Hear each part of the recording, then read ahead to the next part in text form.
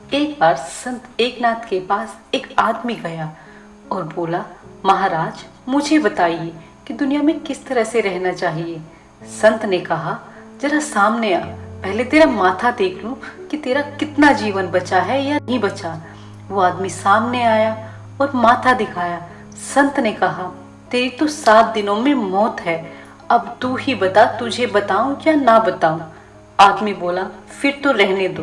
वो भागता हुआ गया। सबसे पहले उसने उन लोगों से माफी मांगी जिनको उसने भला बुरा कहा था। फिर जिन लोगों से झगड़ा किया था, बेईमानी करी थी, उनसे भी उनके घर जा जाकर माफी मांगी। घर गया, घर में उसके 4 बच्चे थे। सबको बच्चों का हक दिया और सबको बराबर बराबर धन संपत्ति बांट दी। पत्नी को पत्नी का हक दिया।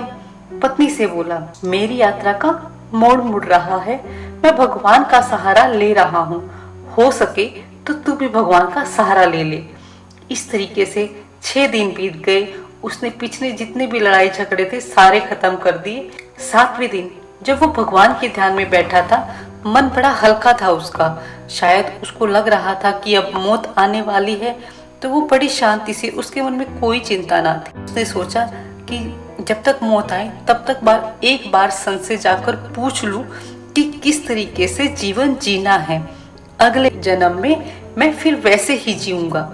वह संत के पास गया, बोला, महाराज किस तरह से दुनिया में जीना चाहिए। संत ने कहा कि पहले ये बता कि तेरे पिछले 7 दिन कैसे बीते, कितने लड़ाई झगड़े की, किस किस से बेईमानी की। ये आदमी बोला, महाराज मैंने कोई नया लड़ाई झगड़ा नहीं किया, बल्कि जो पीछे के मेरे लड़ाई झगड़े थे उनको भी मैंने माफी मांग कर आया हूँ और उन्होंने सबने मुझे माफ कर दिया, शायद ये सोचकर कि मैं 7 दिन में मरने वाला हूँ। संत ने फिर पूछा, अच्छा इन 7 दिनों में तूने भगवान को कितना याद किया। उस आदमी ने कहा, महाराज मुझे सिर्फ भगवान ही याद रहे, क्योंकि मौत मेरे सामने खड़ी थी, मुझे कुछ और नहीं दिख रहा था। संत ने कहा, तो फिर जा, बाकी की जिंदगी भी ऐसे ही बिता, यही जीवन जीने का सही तरीका है।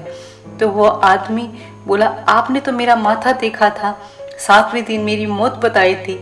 संत ने कहा, तो इन 7 दिनों में ही तो तेरी मौत है। सोमवार, मंगलवार, बुधवार, कोई भी वार हो सकता है। ये 7 ही तो दिन है, इनमें ही आदमी जन्म लेता है और इन्हीं 7 दिनों में मरता है।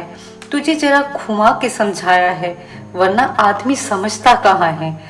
तो दोस्तों, देखा आपने कैसे एक संत ने अपनी सूझबूझ से एक आदमी को कितने अच्छे तरीके से समझाया।